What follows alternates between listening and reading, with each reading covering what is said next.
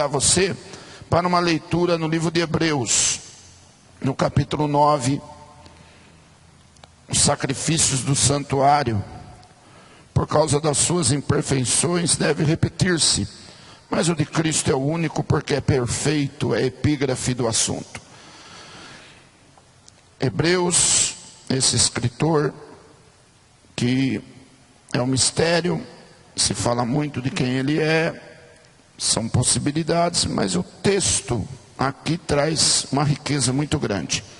Hebreus capítulo 9 diz assim: ora, também o primeiro tinha ordenança de culto divino e um santuário terrestre, porque um tabernáculo estava preparado, o primeiro, em que havia o candeeiro e a mesa, e os pães da proposição ao que se chama o santuário. Mas, depois do segundo véu, estava o tabernáculo, que se chama o Santo dos Santos, que tinha um incensário de ouro, e a arca do concerto, coberta de ouro todo em redor, em que estava um vaso de ouro que tinha o maná, e a vara de Arão que tinha florescido, e as tábuas do concerto. Sobre a arca, os querubins da glória, que faziam sombra no propiciatório, das quais coisas não falaremos agora particularmente. Evangelho de João, Evangelho de Jesus Cristo, segundo João, capítulo 19. E um versículo 29. João 19, 2 versículos. Estava ali um vaso cheio de vinagre. Encheram de vinagre uma esponja, e pondo-a num isopo, lhe chegaram à boca. E quando Jesus tomou o vinagre, disse: está consumado. Inclinando a cabeça, entregou o Espírito. Quantos podem dizer amém? Mas eu quero falar hoje sobre o grito de Jesus Cristo. O grito de nosso Senhor Jesus Cristo. Aqui no texto, no original, no grego, Mateus também lá fala de uma forma mais clara, que Jesus gritou: está consumado. Ele gritou: está consumado, e rendeu o Espírito. Está assim, Mateus. A palavra é megafoné. O que é megafoné? Microfoné, o pequeno falante. Megafoné, o ampliador da fala, um megafone na tradução do português. Então ele gritou como se fosse num megafone: está consumado. E a gente às vezes não tem uma dimensão da grandeza do que aconteceu aqui. Aqui aconteceu uma coisa extraordinária. Por quê? Porque nas 4 narrativas do Evangelho, eles vão dar alguns detalhes aqui assustador. Quando tem esse grito do está consumado, começa a haver uma escuridão.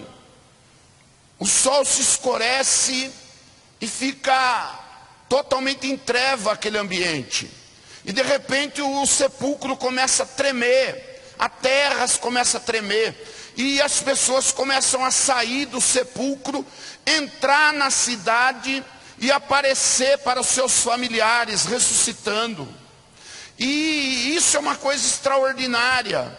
Alguns acreditam verdadeiramente que aqui é o momento da ira de Deus. Deus se irando por ver o que estão fazendo com seu santo, glorioso e maravilhoso Filho. Deus aqui, o desejo dele, nesse momento, quando começa a terra se fender, tremer, sepulcro abrir, ele tinha desejo de fulminar a humanidade pelo que estavam fazendo para o Filho dele. Ele tinha desejo de extinguir a humanidade. Eu acredito que esse é um momento tipologicamente de Moisés. Quando Moisés está lá no Êxodo, no capítulo 32, naquele momento de êxtase, recebendo a lei, dada pelo dedo do Deus Todo-Poderoso. E quando de repente Deus fala assim para Moisés: Moisés, está tendo um desvio lá embaixo. Araão fez um bezerro de ouro e está desviando o povo. E aí Moisés é obrigado a interromper aquele momento e ele desce. Quando ele desce, lá estava Arão com aquele bezerro de ouro, as pessoas dançando, folgando. E de repente Deus fala para Moisés: Moisés, sai da frente, pois eu vou destruir esse povo, vou acabar com esse povo. E aí Moisés fala: não, Senhor, faz isso não. O que é que vão dizer lá no Egito? Que o Senhor não teve poder para colocar esse povo na terra prometida, então os matou no deserto. Não faz isso não. Eu peço para o Senhor, se não risca o meu nome do livro da vida, mas não mata esse povo. E ali Deus estava testando Moisés, a liderança de Moisés, o amor de Moisés. E eu creio que, aleluia, foi uma coisa parecida. Deus ali se levanta do trono e ele começa a manifestar o seu desgosto pelo que estavam fazendo para o seu único filho. E a gente pode compreender bem esse texto lá no livro de Hebreus, no capítulo 9. Porque lá em Hebreus capítulo 9, quem conhece bem o tabernáculo, e ele leu esse texto comigo com atenção, parece que o escritor não entende muito do tabernáculo. Se você for fazer uma leitura, você fala: ele errou. O escritor errou aqui na disposição das peças do tabernáculo. Não é assim que estava no tabernáculo, não. São 6 peças no tabernáculo: o altar do holocausto, a bacia de bronze que não tinha medida. Ela foi feita, mas não tem de Gênesis a Apocalipse a medida dela, porque ela representa a palavra de Deus, e a palavra de Deus não pode ser medida. E depois, quando você entrava no tabernáculo de fato, que era o santuário e o lugar santo dos santos, ou lugar santo e lugar santíssimo, lá tinha mais 5 peças. Tinha uma mesa com pães, 12 pães de preposição do lado direito. Do lado esquerdo tinha um castiçal de ouro com as suas 7 lâmpadas. E em frente, aquele véu que entra no lugar santíssimo, havia o altar de incenso aromático. Porque uma vez por ano o sacerdote pegava aquele incenso e introduzia a sua mão dentro e enchia aquele lugar de fumaça para poder entrar lá dentro, e lá tinha a arca do concerto com os querubins da glória. Mas quando ele faz a descrição aqui, ele vai falar que no lugar santo só tem a mesa de pães de preposição e o castiçal. E aí ele não fala do altar de incenso aromático. E aí ele vai dizer que o altar de incenso aromático está lá do lado da arca. Eita coisa linda e maravilhosa que Deus é. Ele vai relatar aqui, eu vou fazer a leitura mais uma vez para os irmãos, e os irmãos vão ver que o que, pastor Natanael? Ele coloca o altar de incenso aromático ao lado da arca do concerto. Hebreus capítulo 9. Olha o que está escrito aí. Mas depois do segundo véu estava o tabernáculo que se chama o Santo dos Santos, que tinha um incensário de ouro e a arca do concerto. Por que ela está aqui, o altar de incenso aromático e a arca do concerto? Por quê? Irmãos, a gente esquece do véu. Quando houve tudo isso, quando começou a haver o tremor, a ira, eu tenho uma convicção, por favor, não está escrito, mas é um pensamento meu, e a Bíblia, ela me dá o direito de pensar, então eu posso fazer uma reflexão aqui. Ia acontecer exatamente isso: Deus iria destruir essa humanidade. Mas aconteceu uma coisa: lá nesse lugar que Hebreus está descrevendo, tinha uma cortina grande, forte, precisava de 2 juntas de cavalo para rasgá-la. E ela, para ser rasgada, precisava ser rasgada de baixo para cima, para poder rasgar. Mas na hora que começou a tremer tudo, a minha Bíblia diz no Evangelho de Mateus, no capítulo 25, que o véu rasgou de alto para baixo. O sacerdote estava no horário do incenso. O sacerdote estava ali vendo aquilo. E o que ele fez? Quando ele percebeu que naquele mesmo momento que ele estava oferecendo incenso, o rei morreu, o eterno morreu na concepção. Olha a fala diabólica do centurião, e a gente não presta atenção. Ele falou: verdadeiramente, no passado, este era o Filho de Deus. Ó, o diabo falou: acabei de matar Deus. Esse daí já era, falou no passado.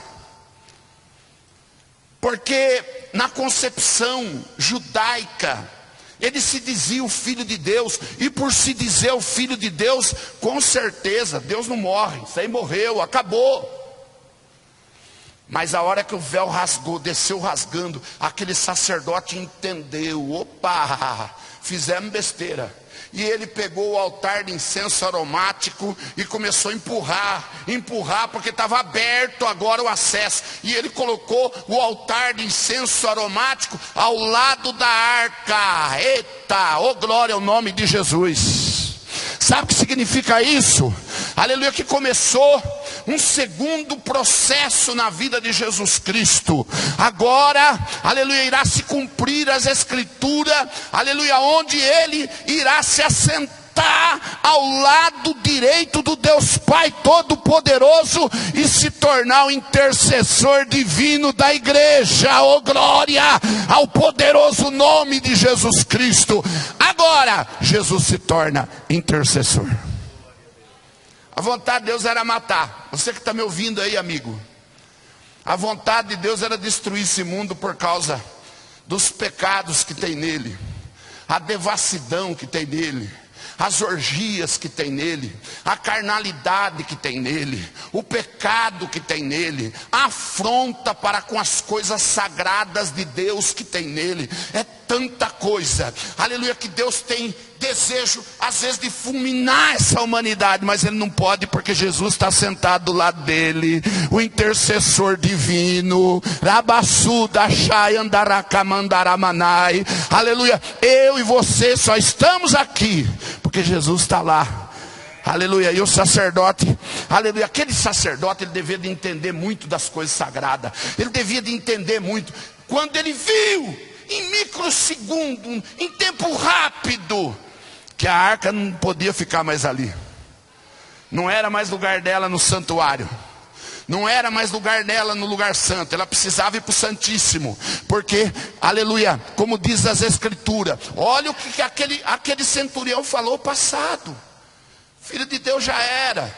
Este verdadeiramente era o Filho de Deus. Mas quando você lê Apocalipse capítulo 1 e o versículo 8, Jesus aparece para João na ilha de Pátimos. E quando ele aparece, ele fala: João, eu sou o Alfa e o Ômega, o princípio e o fim, aquele que era, mas é, e eis que eu estou vivo para todo sempre, o Deus Todo-Poderoso, aleluia, ninguém pode matar, aleluia, o eterno, louvado seja o glorioso e maravilhoso nome de Jesus. Sabe aonde o cristianismo se fundamentaliza? Ele se fundamentaliza, é que nós temos um Deus vivo que está sentado à direita do Deus Pai Todo-Poderoso.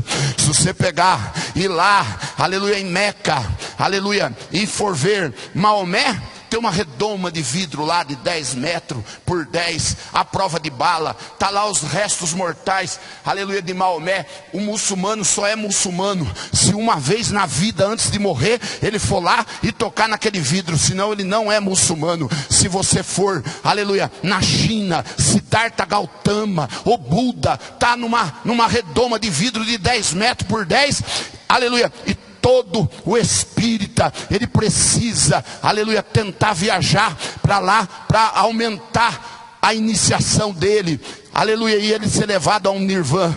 Ei, você já foi em Israel? Eu ainda não tive o privilégio. Mas supostamente, onde é o sepulcro de Jesus, está escrito lá em 2 idiomas: a quem procurais?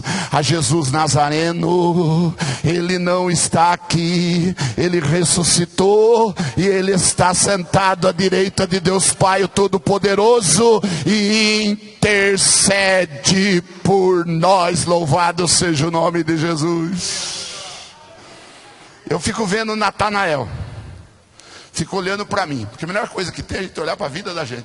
Às vezes, irmão, às vezes a gente chega em casa assim, na vida espiritual, rastejando, a gente chega assim, a gente não tem força para ajoelhar. Eu tenho dia assim que eu estou lá na sala assim, eu ponho um tapete lá, e eu deito assim e falo: Jesus, hoje eu vou dormir aqui com o Senhor. E fico ali deitado, orando, pedindo misericórdia, misericórdia. Não vem outra palavra, misericórdia, misericórdia, misericórdia. Irmão, por quê? Porque a minha concepção, o meu entendimento é que nós não somos merecedor de nada. Dá uma olhada, por quê que o propiciatório precisa ficar do lado da arca? A arca só tem o que condena essa geração. A arca só tem o que condena eu e você. Condena todo mundo, condena até ministério que tem lá dentro. Primeira coisa que tem é o vaso de maná.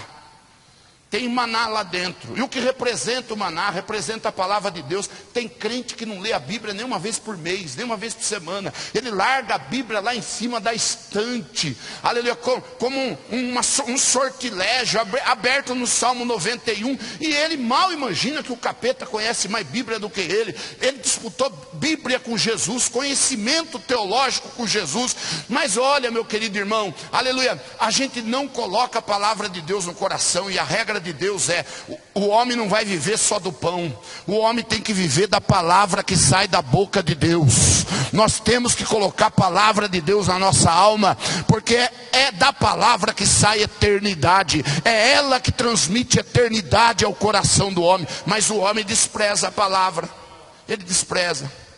E aí a lei, todos os não de Deus: não matarás, não roubarás, não cobiçarás a mulher do próximo, não cobiçarás os bens do próximo. Mas o ser humano, todos os não de Deus ele desrespeita. Uma geração, às vezes eles ficam bravos por eu falar assim, é uma geração que tem tudo para ficar bem com Deus, tem tudo para se aproximar de Deus, mas é uma geração que não sabe o que é a vara de Arão, não respeita aquilo que Deus estabeleceu, não respeita o ministério, não respeita os líderes que Ele colocou sobre nós. Todo mundo quer ser líder, todo mundo quer, aleluia, ser igual a Moisés. Coré, Datã e Abirão parece que deixou um espírito no mundo. Todo mundo quer mandar, todo mundo quer controlar, todo mundo quer ser cabeça. Todo mundo quer estar por cima. Mas a vara de Arão era uma vara de uma amendoeira. Foi chamado lá os 12 príncipes. Foi tirada as cascas dela, folha dela, flor dela, fruto dela, e foi colocado diante da arca. Quando foi de manhã, só uma vara tinha florescido e dado fruto, a de Arão. E aí Hebreus 5:4 fala assim: ninguém toma para si esta honra, a não ser os que são chamados por Deus como Arão. É Deus que escolhe. Efésios capítulo 4, versículo 11: e Ele mesmo deu uns para pastores. É Ele que dá. Mas o que a gente faz? A gente, por não entender de ministério, que é a visão da gente. Mas a visão não é minha, a visão não é sua. A visão é do líder que Ele estabeleceu, que Ele chamou, que Ele colocou. Então eu e você, às vezes Deus fala assim, mas dá vontade de mandar fogo em cima desse camaradinha. Não, dá vontade de extinguir ele. Mas sabe o que acontece? Lá tem uma tampa, a arca. Olha como é que é a arca: madeira de acácia, revestida de ouro por dentro e por fora, natureza humana e divina de Jesus, 100% homem, 100% Deus. Agora, a tampa era de ouro puro, maciço, não podia trabalhar nela, era só colocar num buril e fazer a tampa. Agora olha o mistério da tampa, está escrito lá: saía 2 querubins, feito de ouro batido. Os seres angelicais era moldado pela mão. Os seres angelicais era trabalhado pela mão. A tampa não. A tampa era ouro incorruptível. Era ouro imexível. O homem não podia pôr a mão. Era só moldado. O que é aqueles seres, pastor? Aqueles seres são uma maneira que Deus faz para que o homem veja as coisas de Deus, as manifestações de Deus, e o homem não morra. Teofania. Deus saindo e tomando a forma de anjos para aparecer para o homem, porque o que está escrito não pode ser invalidado. O que é que está escrito? Ninguém viu a Deus, se vê morre, mas pode ver anjo. Olha que Deus, pode ver glorioso, sai dele, aleluia. Ele, aleluia, transforma-se no anjo do Senhor e vai revelar-se, aleluia, a Josué, vai se revelar aos homens. Agora quando Deus lá do céu, esse Natanael, eu vou acabar com esse Natanael, eu vou acabar com esses obreiros. Aí sabe onde ele tem que passar o olho? Na tampa. Ele tem que passar o olho na tampa. A tampa lá está fechando. Está dizendo assim: aqui não tem mais vaso com maná. Aqui não tem mais 10 mandamentos. A lei ficou lá atrás. Agora é o propiciatório. A palavra propiciatório. Aleluia. João se levanta e fala sobre ele. Lá no capítulo 2. Ele diz: filhinhos, não pequeis. Mas se pecardes, temos um advogado para com o Pai, Jesus Cristo justo.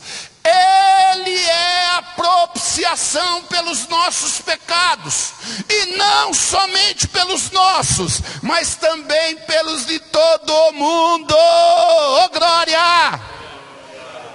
Significa, aleluia, que Deus, para olhar lá, Ele tem que ver Cristo Jesus dentro do seu coração e do meu coração. Jesus é a tampa exata da minha salvação. Jesus é a tampa que completa a minha medida. Se você, ouvinte, estiver ouvindo aí, sentindo como se tivesse um abismo dentro de você, um buraco negro impreenchível dentro de você, a minha Bíblia tem a tampa para esse buraco. Chama-se Jesus Cristo justo, Salvador. Aratus nehesse alahashai ogrominarra tebafrak mantociande subri handaragase. Oh, aleluia, aleluia. Deus quer salvar a sua alma, mas do lado esquerdo tem um incensário aromático que Jesus sofreu antecipadamente para que Deus ouvisse ele. Fez por mim e por você. Que ele sofreu. Onixá, Galbano, Estorá, que fala de todo o processo do sofrimento de Cristo. Imagina, eu não valia nada. Eu vou encerrar com isso daqui. Eu me lembro, pastor Felipe, a gente tem uma natureza muito ruim, muito forte. Eu louvo a Deus todo dia pela vida do Senhor, pelos processos que o Senhor me moldou e trabalhou comigo e foi paciente comigo, porque a gente é coisa ruim. Presta atenção. Eu tinha 15 anos, eu ganhei da Argos Indústria, Argos Palito de Fósforo, eu ganhei um curso no Senai. Aquele tempo era raríssimo alguém entrar no Senai, e eu fui para o Senai, pastor Gerson, ganhei o direito de ser, a minha profissão era ajustador mecânico. Ajustador mecânico. E fui eu lá para o Senai, com aquela cabeça minha, que não tinha Jesus. Eu era filho de crente, mas não era crente. Filho de peixe não é peixinho. E aí eu cheguei, que nada, futebol, vou brincar. Parece que meu pai tinha tirado a coleira do meu pescoço, porque daí lá no Senai eu era o dia inteiro, era integral. De manhã, atividades na oficina, e à noite, atividades escolar. Irmão do céu. Quando foi mais ou menos 1 ano e meio, 2 anos, o diretor chamou eu, sentou eu na sala. Quando ele abre a porta, quem está sentado lá? Papai, que já está no céu. Papai estava sentado lá. E aí ele colocou eu numa cadeira, o papai no outro. O diretor virou assim e começou a falar: Senhor José Rodrigues, eu trouxe o senhor aqui, muito obrigado por o senhor ter vindo, mas eu tenho que falar umas coisas para o senhor, eu tenho que falar umas verdades acerca do seu filho. E aí meu pai sentado ali ouvindo, ele começou: esse filho seu não presta. Irmão, para o meu papai, esse menino não presta. Irmão, eu vou usar as palavras em rede social. Ele falou: esse menino é o Satanás branco. Ele é a encarnação do Satanás branco. Não tem alguém aqui que ele já não brigou. Não tem alguém aqui que ele não veio parar na diretoria, que ele quebrou a cara. Ele é inteligente, mas para o mal. Esse menino, escuta o que eu estou te falando, eu nunca errei nas minhas premonições, ele falou, na minha experiência que eu trato com gente. Esse menino vai ser o pior marginal que já pisou nessa nação. E eu por dentro assim sentado, irmão, eu olhava para ele assim e falava: vou te matar, miserável. Você está falando isso para o meu pai? Eu vou te furar, seu cão. Em vez de eu me arrepender, eu chorar, me humilhar, né, por eu ver meu pai ali, não. Eu falava: rapaz, você tocou na coisa mais sagrada que tem para mim, papai. Irmão, eu saí dali com o coração cheio de ódio, querendo matar aquele diretor. Meu papai, eu com 15 anos, ele catou na minha mão. E ele saiu, a gente morava umas 7 quadras do Senai. Ele saiu segurando na minha mão na calçada, e as águas correndo no olho dele. E ele falava assim: não se preocupe, meu filho, isso não vai se cumprir. Eu peguei você quando eu tinha 8 dias, eu fiz uma oração no altar. Eu coloquei lá dentro do altar e falei assim para Deus: Deus, o Senhor tem 2 possibilidades aqui. Ou o Senhor leva para o Senhor, ou o Senhor faz desse menino um pastor. O Senhor só tem 2 opções, eu sou teu servo. Ou o Senhor faz dele um pastor, ou o Senhor leva ele. E aí ele falou: então filho, eu acredito no Deus que eu sirvo. Você vai ser pastor, você vai servir a Deus, você vai ser um profeta de Deus. E eu saía dali chorando por dentro, comecei a me emocionar e chorar. E hoje a palavra profética de papai se cumpre. Eu estou aqui pregando o evangelho para você. Mas sabe o que é? Jesus, o intercessor. Meu papai ia lá e falava: Jesus, não deixa essa palavra de maldição cair na vida do meu filho. Jesus, não deixa. E aqui hoje eu estou manifestando que Jesus Cristo tem poder de fazer isso na sua vida. Sabe o que aconteceu? A tampa encaixou em mim. Oh glória! A tampa encaixou em mim. Mas sabe por causa do quê? Porque houve um grito. Esse grito foi por você. Está consumado. Tudo que era condenação, consumou. Tudo que havia contra a humanidade está consumado. Aleluia. Nenhuma condenação há para os que estão em Cristo Jesus. Acabou a condenação. Querido ouvinte, você só precisa se manifestar aí, e nós enviaremos alguém, aleluia, para fazer uma oração, aleluia, para dizer que há esperança para a tua vida. Mas foi tudo por causa do grito do meu Salvador. O grito rasgou o véu. Alashi ombrou de anácia daracai.